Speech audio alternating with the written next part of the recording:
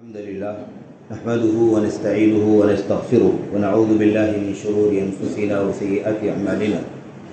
من يهده الله فلا مضل له ومن يضلل فلا هادي له وأشهد أن لا إله إلا الله وحده لا شريك له وأشهد أن محمدا عبده ورسوله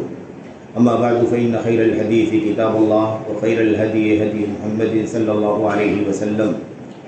وشر الأمور محدثاتها وكل محدثة بدعة وكل بدعة ضلالة وكل ضلالة في النار. أعوذ بالله من الشيطان الرجيم. بسم الله الرحمن الرحيم. فاسألوا أهل الذكر إن كنتم لا تعلمون. وقال عز من قائل وأنزلنا إليك الذكر لتبين للناس ما نزل إليهم. وقال عز من قائل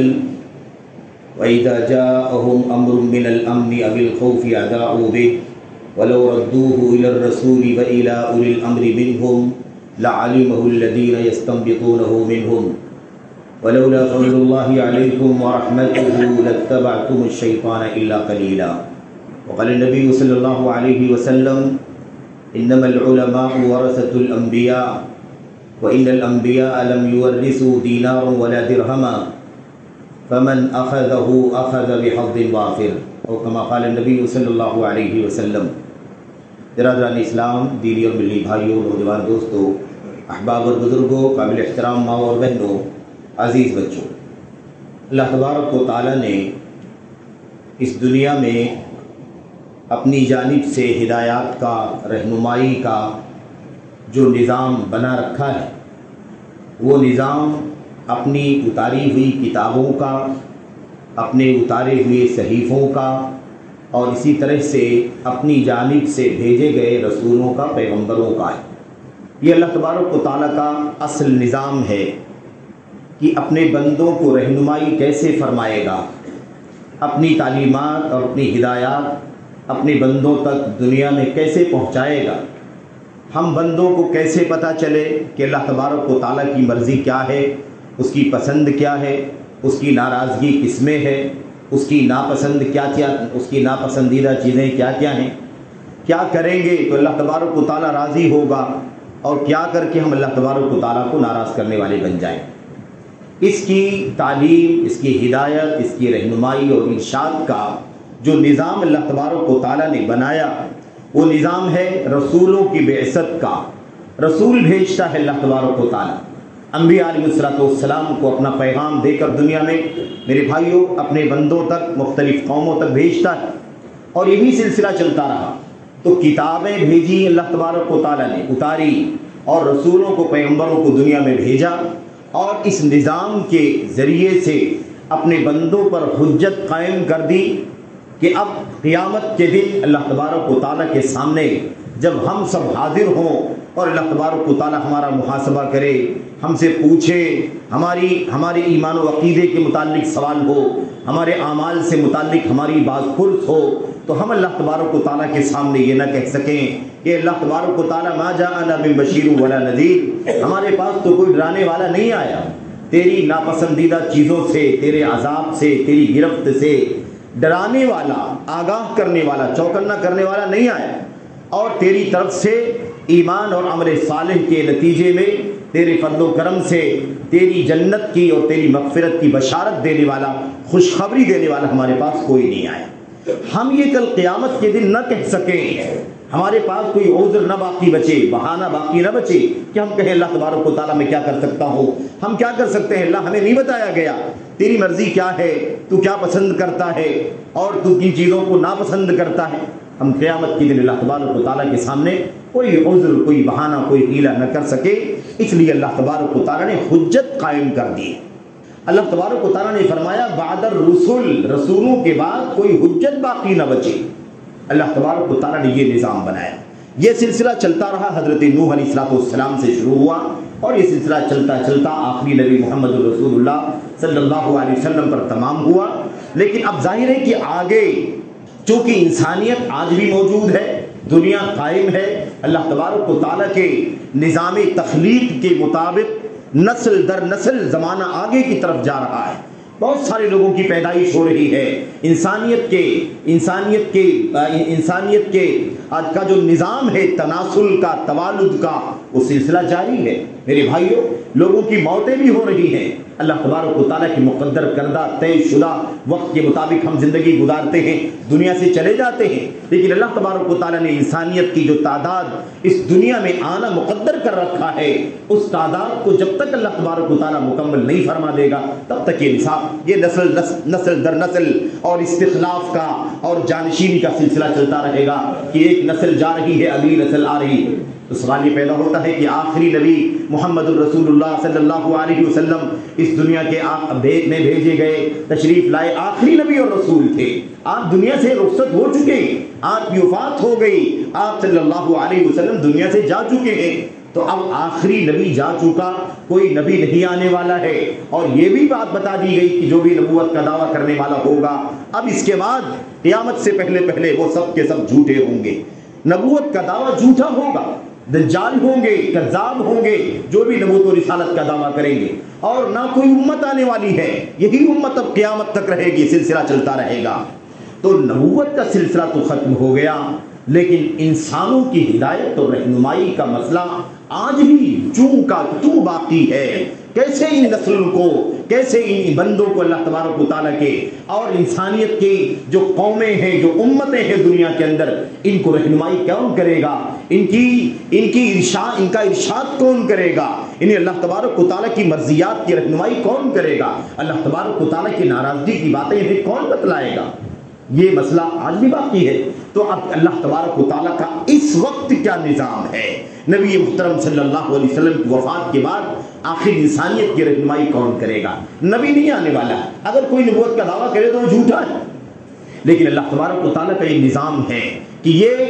جو شریعت قرآن کریم کی شکل میں اور آخری نبی محمد الرسول اللہ صلی اللہ علیہ وسلم کی سنت اور آپ کی سیرت کی صورت میں دنیا میں آئی، یہ قیامت تک ساری انسانیت کے لیے اور سارے پیدا ہونے والے مسائل کا حل کرنے کی ضامن ہے۔ اس لیے حل تو بتا دیا اللہ تبارک و تعالیٰ نے، اب ہماری ذمہ داری یہ ہے کہ ہم بہت ہی زیادہ گہرائی سے، بہت ہی زیادہ سنجیدگی سے اس نقطے پر غور کریں کہ آخر اب اس کا اہل کون ہے۔ نبوت اور رسالت کا سلسلہ ختم ہوا، اس مقام اور منصب کا تو کوئی دنیا میں نہیں ہے، لیکن اللہ کے نبی محمد الرسول اللہ صلی اللہ علیہ وسلم کا لایا ہوا دین قیامت تک رہے گا، قرآن کریم کی تعلیم قیامت تک چلے گی، سنت رسول صلی اللہ علیہ وسلم پر قیامت تک عمل کیا جاتا رہے گا۔ تو آخر اب اس مشن کو کون ادا کرے گا، اس مشن کو کون دنیا کے آخری فرد تک پہنچائے گا، یہ ایک اپنے آپ میں اہم سوال ہے۔ میرے بھائیوں، اگر اس نقطے کو ہم نے سمجھا تو میں سمجھتا ہوں کہ بہت سارے مسائل حل ہو جائیں گے، اور ایک بات تو یہ ہے کہ انسانی زندگی کا عام جو تسلسل ہے، عام حالات ہماری اور آپ کی زندگی کے، میرے بھائیوں، جو ہماری عبادات کا مسئلہ ہے، ہمارے عقائد کا مسئلہ ہے، ہمارے معاملات کا، ہمارے عقود کا، ہمارے لین دین کا، زندگی کے اندر جتنے بھی مسائل ایمان، عقیدے، عبادات سے گزر کر اخلاق، کردار، رہن سہن، کاروبار، ملازمت، تجارت، شادی بیاہ، نکاح، طلاق، اخلاق، سیاست، تمام مسائل میں ہمیشہ رہنمائی کرنے کا مسئلہ، ایک مسئلہ تو یہ ہے ہی اپنے آپ میں کہ لوگوں کو ہمیشہ یاد دلانا ہے قرآن کریم کے پیغام کو، ہمیشہ یاد دلانا ہے نبی کریم صلی اللہ علیہ وسلم کی سنت کو اور تعلیمات کو۔ لیکن ان سب کے بعد ایک بہت بڑا مسئلہ یہ آتا ہے کہ کوئی ایسا سنکٹ آ جائے امت کے اندر، کوئی ایسی نازک صورتحال پیدا ہو جائے، کوئی ہنگامہ بپا ہو جائے، کوئی جنگ و جدال کا مسئلہ آ جائے، کوئی فتنہ رونما ہو جائے، کوئی میرے بھائیوں ملحمہ جس کو کہا گیا ہے، ملاحم کا کوئی مسئلہ پیدا ہو جائے، تو ایسی صورتحال میں تو پوری امت بے چینی کا شکار ہو جاتی ہے۔ ان حالات میں تو خاص طور پر میرے بھائیوں، خاص طور پر رہنمائی کرنے کے لیے امت کو سخت حاجت ہوتی ہے کہ کوئی رہنمائی کرے۔ تو عام حالات کا مسئلہ بھی حل کرنا ضروری ہے، اور عام حالات سے ہٹ کر کے خاص حالات، سنگین حالات جس کو نوازل کہا جاتا ہے، یعنی ہنگامی طور پر پیش آنے والے مسائل میں امت کو کون قیادت کرے، امت کو کون رہنمائی کرے کہ انہیں ان سنکٹوں میں، ان نازک حالات میں، ایمرجنسی کی صورتحال میں، فتنوں کے حالات میں، جنگ و جدال کے حالات میں، اس طرح کے حالات میں خاص طور پر کون رہنمائی کرے۔ نبوت کا سلسلہ ختم ہوا، میرے بھائیوں، قرآن کریم قیامت تک کے لیے آخری کتاب ہے، اور اللہ کے نبی محمد رسول اللہ صلی اللہ علیہ وسلم کی سنتیں بھی اب قیامت تک رہنمائی کرنے کی ضامن ہیں۔ لیکن اب اس کو کون اختیار کرے؟ کون ہے جو اس قرآن کے ذریعے سے امت کی رہنمائی کرے؟ کون ہے جو اس سنت کے ذریعے سے اللہ تبارک و تعالیٰ کے بندوں کو حق اور ہدایت کی راہ دکھائے؟ اس کی ذمہ داری کس کے سر پر ہے؟ ظاہر ہے کہ یہ کوئی ایسا کام تو نہیں ہے کہ ہر خاص و عام اپنی طرف سے اس منصب کا حقدار بن جائے اور اس کے بعد امت کی رہنمائی کرنا شروع کر دے۔ کسی بھی طبقے کا کام نہیں ہے، کسی بھی شخص کا کام نہیں ہے، کسی بھی فرد کا کام نہیں ہے کہ جو بھی اپنے آپ کو اس مقصد کے لیے براجمان کر لے، اپنے آپ کو پیش کر دے اور وہ اس کام پر، مشن پر لگ جائے۔ ایسا تو نہیں ہے میرے بھائیوں۔ سوال یہی پیدا ہوتا ہے کہ آخر اس قرآن کی امانت کو اور سنت کی امانت کو کس نے صحیح معنوں میں اللہ تبارک و تعالیٰ کے نبی محمد رسول اللہ صلی اللہ علیہ وسلم کے ذریعے سے سیکھا ہے، اس کا علم حاصل کیا ہے، اس کو سمجھا ہے؟ بصیرت کے ساتھ اور علم کی روشنی کے ساتھ کون اس بات کا اہل بنتا ہے، اہل بن سکتا ہے جو امت کو آگے کی طرف، آگے کے حالات میں امت کی رہنمائی کر سکے؟ اس مسئلے کو حل کیسے کیا گیا؟ اس مسئلے کو حل اللہ تبارک و تعالیٰ نے اس طرح سے کیا کہ اس امت کے ایک طبقے کی یہ ذمہ داری بنا دی، اس امت کے ایک طبقے کی یہ ذمہ داری بنا دی۔ ایک طبقہ ایسا اس امت میں رہے، لازماً رہے،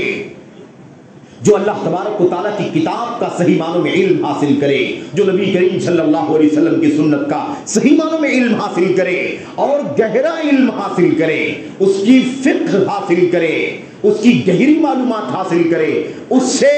میرے بھائیوں اس طرح سے کشید کر لے اس قرآن کریم کے علم کو اور سنت کے علم کو اور امت کے صحابہ کرام جو سب سے پہلے اس دنیا کے اندر آئے، ان کے علم کو اس طرح سے نچوڑ لے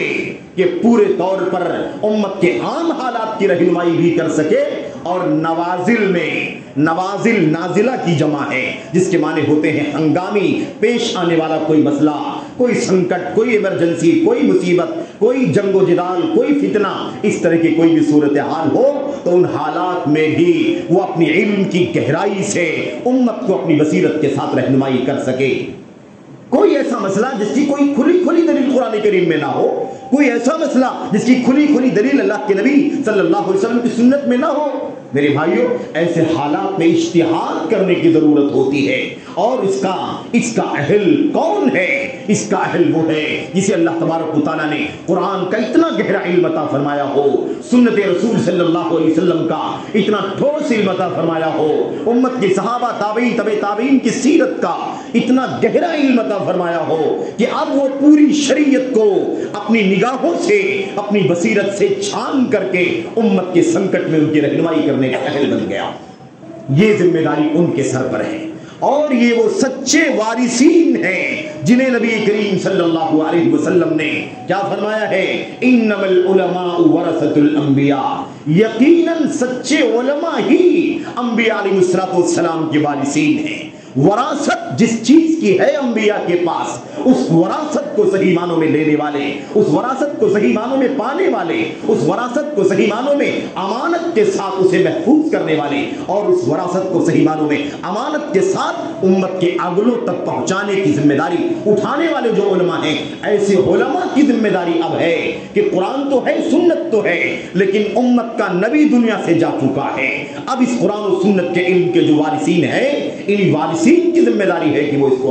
ادا کریں، اس کو نبھائیں۔ میرے بھائیوں اس حوالے سے ایک بات تو بہت واضح ہے کہ اللہ کے نبی علیہ السلام نے اس بات کو فرما دیا کہ علماء نبیوں کے وارثین ہیں، اور انبیاء علیہ السلام نے اپنی وراثت جو ان کے پاس ہے، جس کا وارث انبیاء نے بنایا ہے قوم کے لوگوں کو، امت کے لوگوں کو، بندوں کو، اللہ تبارک و تعالیٰ نے وہ وراثت مال کی نہیں ہے، وہ وراثت عہدہ و منصب کی نہیں ہے،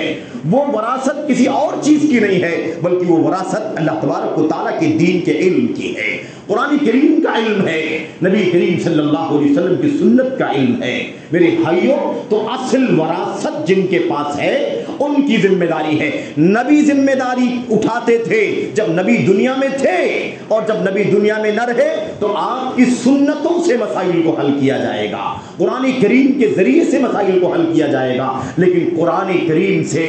سنت سے مسئلے کو حل کرنے کا اہل کون ہے؟ جو واقعی قرآن و سنت کو اچھے صحیح معنوں میں اسے اس کے حق کی طرف سے سیکھنے والا ہو اور اس کا صحیح گہرا علم رکھنے والا ہو، ایسے لوگوں کا حق بنتا ہے کہ وہ امت کی رہنمائی کریں۔ میرے بھائیوں، قرآن کریم کی ہم نے 1 2 آیتیں 3 آیتیں آپ کے سامنے پڑھی ہیں، اس حوالے سے ہمیں چند باتیں آپ کے سامنے رکھنی ہے۔ اللہ سے دعا کریں کہ اللہ تبارک و تعالی ہمیں اور آپ کو ان حالات میں جو اس وقت دنیا کے حالات ہیں، عالم اسلام کے حالات ہیں، ان حالات کی کشیدگی کی وجہ سے جو سنکٹ اس جگہ پر موجود ہے وہ تو ہے ہی اپنی جگہ پر، لیکن اس کے اثرات پوری دنیا میں ہیں۔ جہاں جہاں مسلمان بستے ہیں، اقلیت میں ہو یا اکثریت میں ہو، پورے طور پر ملک اسلامی ہو یا میرے بھائیوں غیر اسلامی ہو یا جمہوری اور سیکولر اسٹیٹ ہو، ہر طرح کے حالات، ہر طرح کے علاقوں میں جہاں جہاں مسلمان بستا ہے وہاں وہاں بڑی بڑی الجھنیں، بڑی بڑی پیچیدگیاں پائی جاتی ہیں۔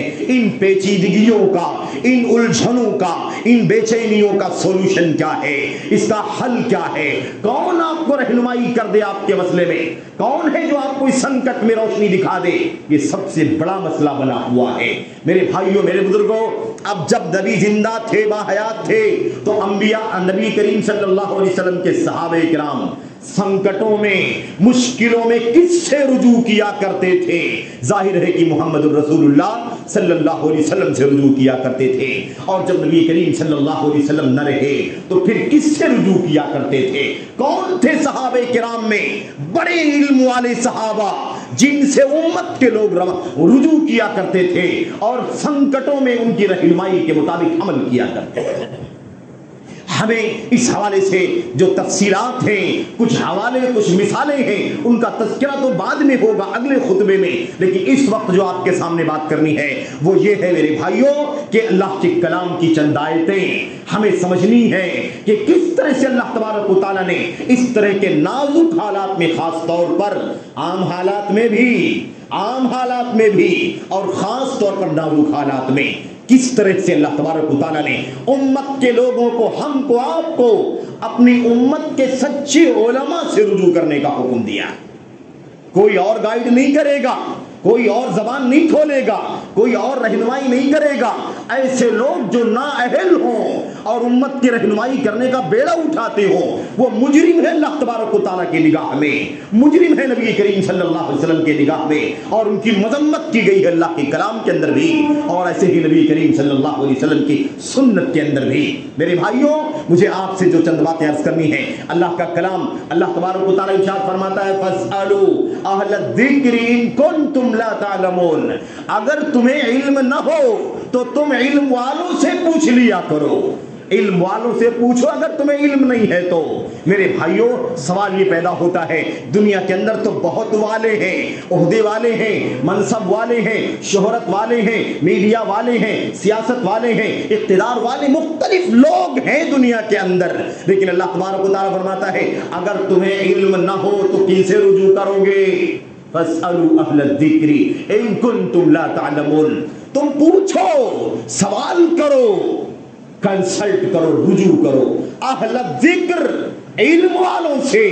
ذکر قرآن کریم ہے، ذکر سنت ہے، ذکر نبی کے صحابہ کرام کی سیرت ہے، ذکر دین اسلام کے اصول ہے، ذکر شریعت اسلامیہ کا حلال و حرام ہے، ذکر شریعت اسلامیہ کے اندر بڑے چھوٹے سارے مسائل۔ اہل الذکر، جن کے پاس قرآن و سنت کا علم ہے، ان سے پوچھ لو ان کنتم لا تعلمون، اگر تم نہ جانتے ہو، اگر تمہیں علم نہ ہو کہ اس سنکٹ میں کیا کرنا ہے، اس مسئلے میں کیا کرنا ہے۔ وہ مسئلہ عقیدے کا ہو تو علماء سے پوچھو کہ کیا کرنا ہے، وہ مسئلہ عبادت کا ہو تو پوچھو علماء سے کیا کرنا ہے، وہ مسئلہ فقہ کا ہو تو پوچھو اس میں کیا کرنا ہے، وہ مسئلہ کاروبار سے متعلق ہو، پوچھو نہیں معلوم ہے تو علماء سے پوچھو کہ ہمیں کیا کرنا ہے، وہ مسئلہ سیاست سے تعلق رکھتا ہو تو پوچھو کہ کیا کرنا ہے، وہ مسئلہ دنیا کے حالات کی نزاکت سے متعلق ہو،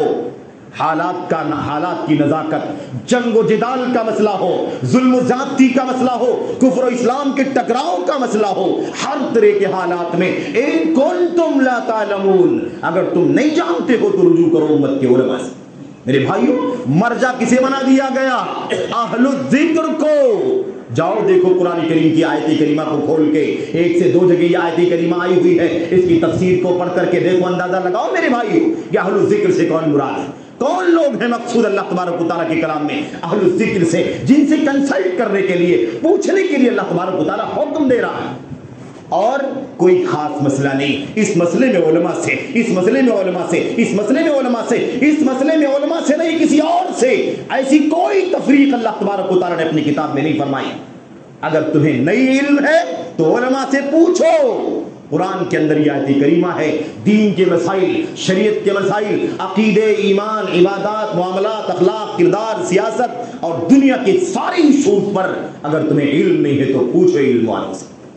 اللہ تبارک و تعالیٰ قرآن کریم کے اندر فرماتا ہے وَأَنزَلْنَا إِلَيْكَ الذِّكْرَ لِتُبَيِّنَ لِلنَّاسِ مَا نُزِّلَ إِلَيْهِمْ۔ اللہ فرماتا ہے ہم نے قرآن کریم اتارا، یہاں بھی کیا فرمایا؟ وَأَنزَلْنَا إِلَيْكَ الذِّكْرَ، ہم نے ذکر اتارا ہے، قرآن کریم اتارا ہے،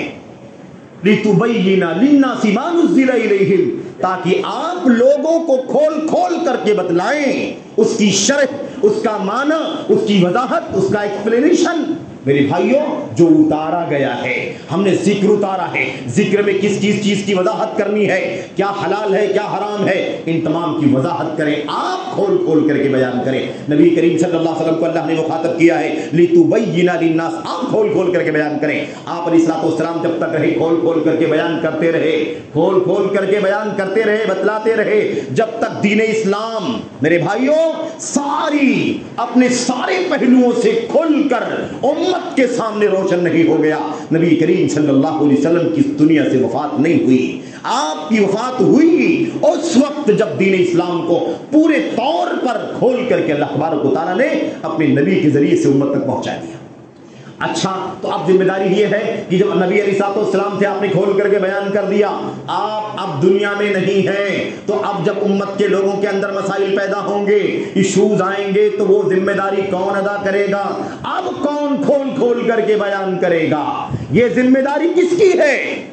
انبیاء، نبی کریم صلی اللہ علیہ وسلم کے وارثین کی، اس امت کے ان علماء کی ذمہ داری ہے جو اتنی بصیرت اور صلاحیت رکھتے ہوں کہ امت کو ان کے سنکٹوں میں رہنمائی کر سکتے ہو، ان کے نازک حالات میں ان کی رہنمائی کر سکتے ہو۔ ان علماء کی ذمہ داری ہے میرے بھائیوں۔ اب دو باتیں سمجھنا ہے، ایک بات تو یہ سمجھنا ہے کہ یہ ذمہ داری کسی اور کی نہیں ہے، ذمہ داری کس کی ہے؟ وارثین انبیاء کی ہے۔ اس لیے کوئی اور آگے آنے کی جرات نہ کرے، کوئی اور اپنے آپ کو پیش کرنے کی کوشش نہ کرے، کوئی اپنے آپ کو قیادت کرنے کے لیے، دین کی سیادت کرنے کے لیے، دین کی سنکٹ کی رہنمائی کرنے کے لیے کوئی اپنے آپ کو براجمان نہ کرنے کی کوشش کرے، کیونکہ پھر قرآن کریم کی مخالفت کرنے والا ہوگا، نبی کریم صلی اللہ علیہ وسلم کی سنت کی مخالفت کرنے والا ہوگا، نااہلی کے باوجود ایک ایسے مقام پر اپنے آپ کو لانے کی کوشش کرے گا جو اس کا حق نہیں بنتا ہے۔ ایک بات تو یہ جاننا ہے، اور دوسری بات یہ جاننا ہے کہ ہماری آپ کی ذمہ داری بھی یہ ہے کہ ہم اپنے سنکٹوں میں، مشکل حالات میں، عام حالات میں بھی ہمیشہ اور خاص نازک حالات میں کسی اور سے رجوع نہ کریں، انہی سے رجوع کریں جن سے رجوع کرنے کا اللہ تبارک و تعالیٰ نے ہم کو آپ کو حکم دیا ہے۔ لوگ نہیں مسائل خراب کرتے، صرف اور صرف لوگ نہیں مس گائیڈ کرنے کے لیے آگے آتے ہیں، وہ تو جرم کرتے ہی ہیں۔ ہم بھی جرم کرتے ہیں کہ نااہلوں کو اپنا سردار بنا کر کے ان سے رہنمائی لینا دین کے معاملے میں شروع کر دیتے ہیں۔ اللہ کے کلام کی ایک آیت کریمہ اور آپ کے سامنے میں اسے پڑھ کر کے اس کی وضاحت کرنا چاہتا ہوں۔ میرے بھائیو، اللہ تبارک و تعالیٰ فرماتا ہے وَإِذَا جَاءَهُمْ أَمْرٌ مِّنَ الْأَمْنِ بِالْخَوْفِ أَذَاعُوا بِهِ، جب ان کے پاس کوئی مسئلہ آتا ہے، امن کا مسئلہ آتا ہے، خوف کا مسئلہ آتا ہے، یعنی کوئی نازک حالات آ گئے، اب آدمی خوف اور ڈر کے بیچ میں، امن و امان اور خوف و ڈر کے بیچ میں زندگی گزارتا ہے، مال کے خطرے، جان کے خطرے، آبرو کے خطرے لگے ہوئے ہیں، جنگ نہ ہو جائے، حالات نہ بگڑ جائیں، معیشت نہ تباہ ہو جائے، مقدسات نہ خراب ہو جائیں، امن و امان غارت نہ ہو جائے۔ جب خوف اور ڈر کا مسئلہ ہوتا ہے، اذاعوا بہ،